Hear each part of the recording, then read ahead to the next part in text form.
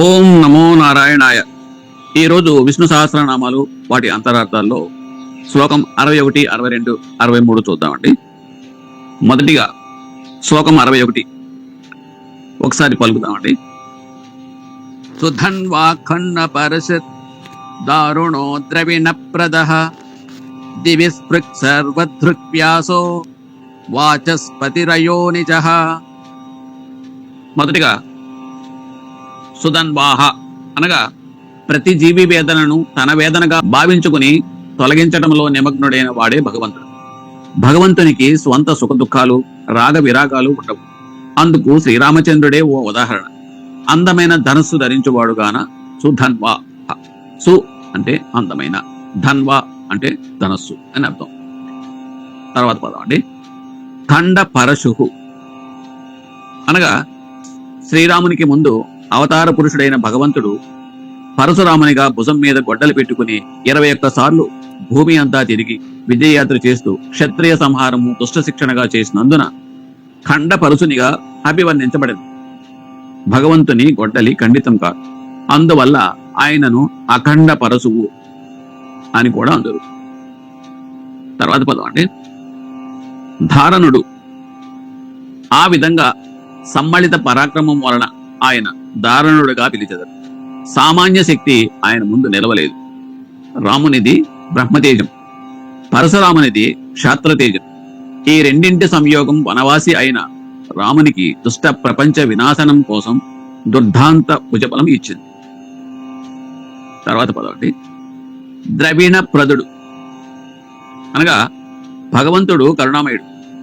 ఎవరికి ఎటువంటి ద్రవ్యం కావాలో, ఎటువంటి సహాయం కావాలో దాన్ని వారికి అందిస్తాడు గాన ద్రవిణ ప్రదుడుగా కొలిచెదరు. తర్వాత పదం అండి, దివహ స్పృక్కు అనగా ఆకాశాన్ని తాకే వానిగా భగవంతుని వర్ణించడం. వాస్తవానికి ఆకాశమే పరమాత్మ శరీరం, ఆకాశ శరీరం బ్రహ్మ. ఆకాశం నుండే పంచభూతాత్మకమైన సృష్టి ఏర్పడుతుంది. ఆకాశం నుండి వాయువు, వాయువు నుండి అగ్ని, అగ్ని నుండి జలం, జలం నుండి పృథ్వీ. పంచభూతాల పరిణామ క్రమం ఇది. అందువల్ల ఆకాశాన్ని సృజించే దివ స్పృక్ అనగా పరమాత్మ.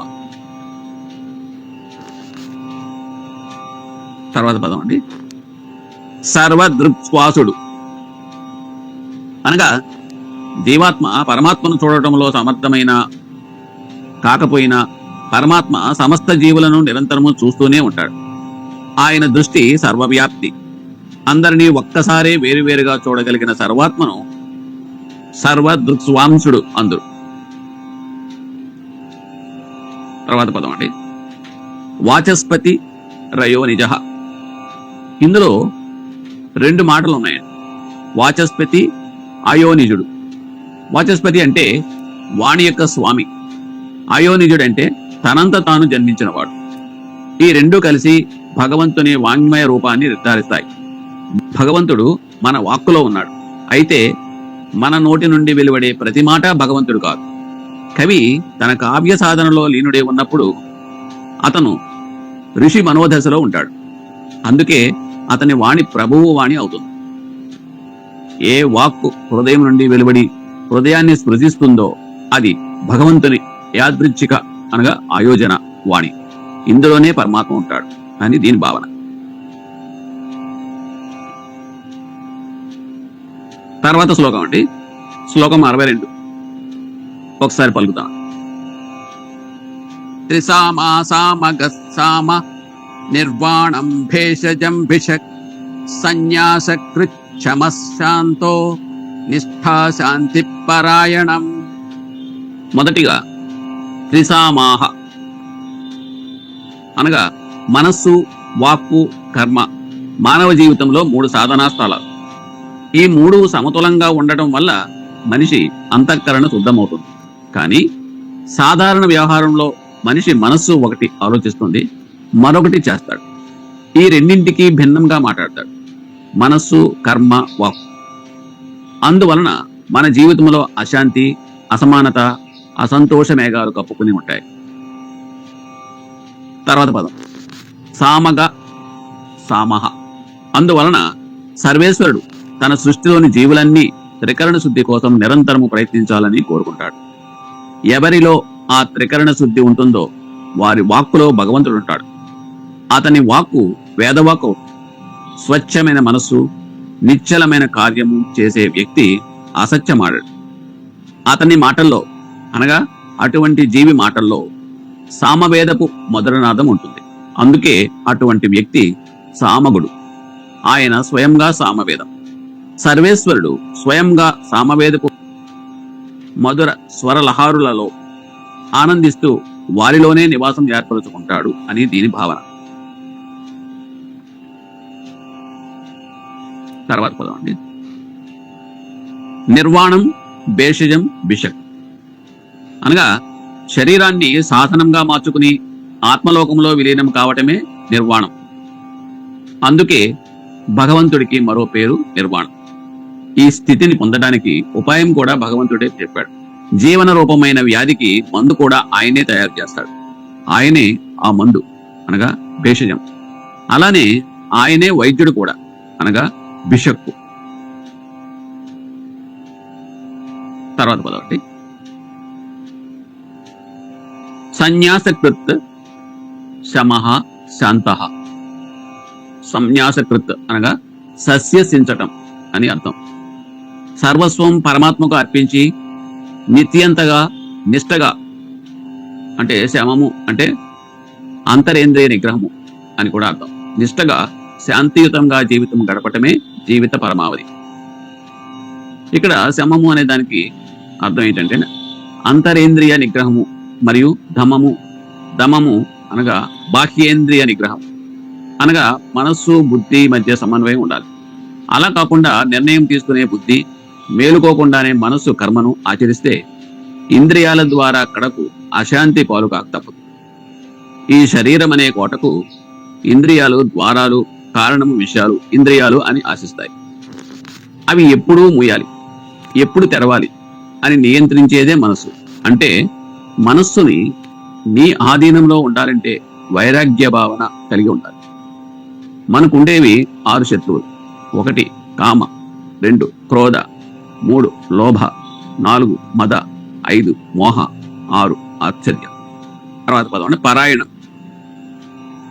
ఈ బుద్ధిని ప్రసాదించి తనలో లయింపజేసుకునే పరాయణుడు కూడా నారాయణుడే అని దీని అర్థం.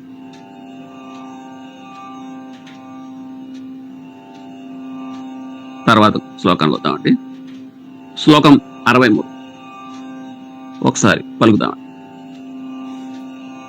శుభాంగ శాంతి దస్రష్ట కుమద కువలేశయః గోహితో గోపతిర్గోప్త వృషభాక్షో వృషప్రియః. మొదటిగా శుభాంగ అనగా భగవంతుడు మనోహరమైన వాడు మరియు మనోహరమైన అవయవాలను కలిగి ఉంటాడు కాబట్టి ఆయనను శుభాంగ అని పిలుస్తారు. తర్వాత పదం శాంతిదాహ అనగా అతను శాంతిదాత కాబట్టి అతను శాంతిదాహ అందురు. తర్వాత పదం సృష్ట అనగా సృష్టికర్త అని అర్థం. తర్వాత పదం కుముదః అనగా సమస్త భూమండలానికి ఆనందం ప్రదానం చేసే పరమాత్మగాన కుముదుడు అని కొలిచెదరు. తర్వాత పదం కువలేశాయ అనగా కువల శబ్దానికి సముద్రమని శేషుడని కూడా అర్థాలున్నాయి. శేషసాయి అయిన భగవంతుడు ప్రతి ప్రాణిలోనూ సర్వదా నివసిస్తుంటాడని అర్థం. అయితే ఆయన గుప్త రూపంలో ఉంటాడు. గోవిందనామ స్మరణ వల్ల ఈ గుప్త ప్రకాశం వ్యక్తమవుతుంది అని దీని భావన. తర్వాత పదం అండి గోహిత అనగా అతను గోవులకు రక్షకుడు మరియు అందుకే అతను గోహితుడు. తర్వాత పదం గోపతి అనగా అతను విశ్వానికి ప్రభు మరియు భూమాదేవికి ప్రభు కాబట్టి అతన్ని గోపతి అని కూడా పిలుస్తారు.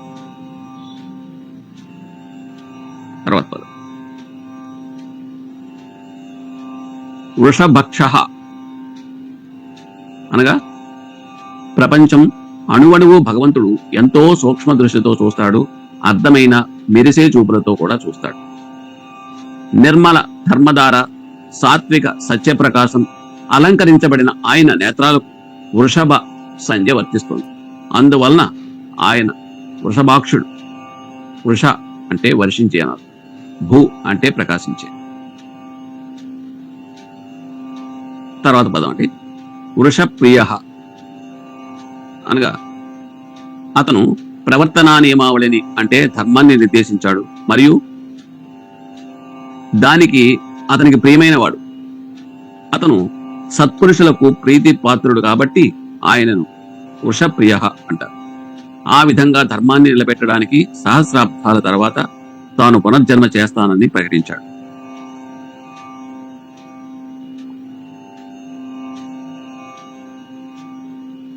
ఈ విధంగా 3 శ్లోకాలకు అర్థం పూర్తయిందండి. ఓం నమో నారాయణ.